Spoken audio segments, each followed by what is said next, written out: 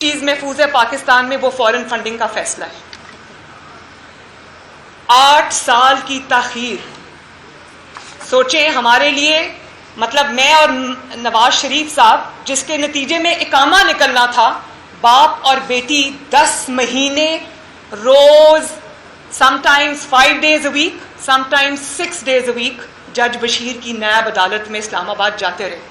میں اور نواز شریف صاحب صبح 4:30 بجے لاہور سے نکلتے تھے اور 8:30 بجے عدالت پہنچتے تھے، روز بلا ناغہ 8-10 مہینے، جبکہ میری ماں بیمار تھی اور ڈیتھ بیڈ پہ پڑی تھی۔ اور یہ 8 سال سے اس میں تاخیر ہو رہی ہے، جھوٹ پر جھوٹ بولا جاتا رہا۔ $7.5 ملین کی ممنوعہ فنڈنگ لی، 350 انٹرنیشنل کمپنی سے ممنوعہ فنڈنگ لی، جس میں بھارتی اور اسرائیلی شہری شامل ہیں۔ اب یہ بھی پاکستان کی تاریخ کا پہلا واقعہ ہے۔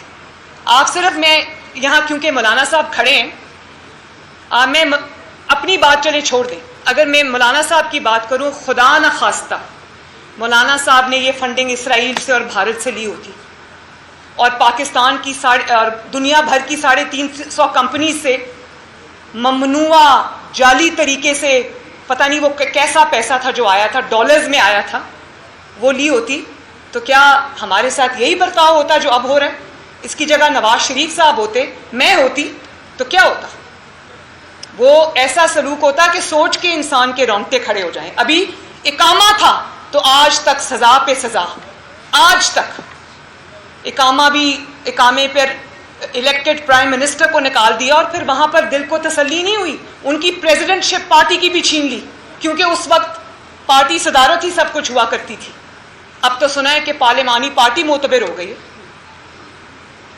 پھر ہر سال ECP سے جھوٹ بولتا رہا، جھوٹے سرٹیفکیٹس جمع کراتا رہا، جھوٹی ڈیکلریشنز جمع کراتا رہا، اپنے غیر ملکی اکاؤنٹس چھپائے، ملازموں کے نام پر پیسے منگواتا رہا، ان کے اکاؤنٹس میں پیسے منگواتا رہا خفیہ طریقے سے۔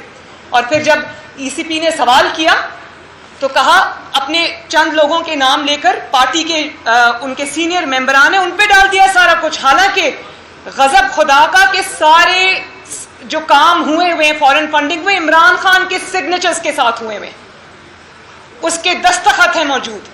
کس طرح وہ اس سے آنکھ چرا سکتا ہے یا کس طرح مظلوم بن سکتا ہے؟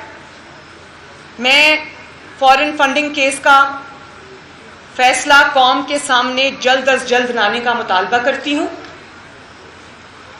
میں الیکشن کمیشن آف پاکستان سے یہ مطالبہ کرتی ہوں کہ جو خفیہ اکاؤنٹس اس نے آج تک خفیہ رکھے ہوئے وہ قوم کے سامنے لائے جائیں۔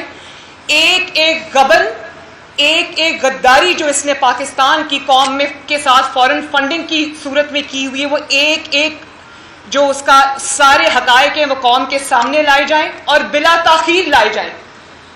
اور آپ یہ دیکھیں کہ عمران خان کی حیثیت پاکستان کی سیاست میں ایک بلی سے زیادہ کی نہیں ہے۔ وہ ECP چیئرمین جس کو اس نے خود اپوائنٹ کیا،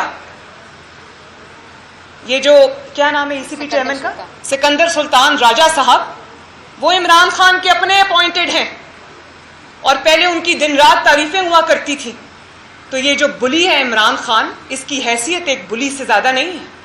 ہر اس میں وہ ٹریٹ موجود ہے جو ایک بلی کا ہوتا ہے۔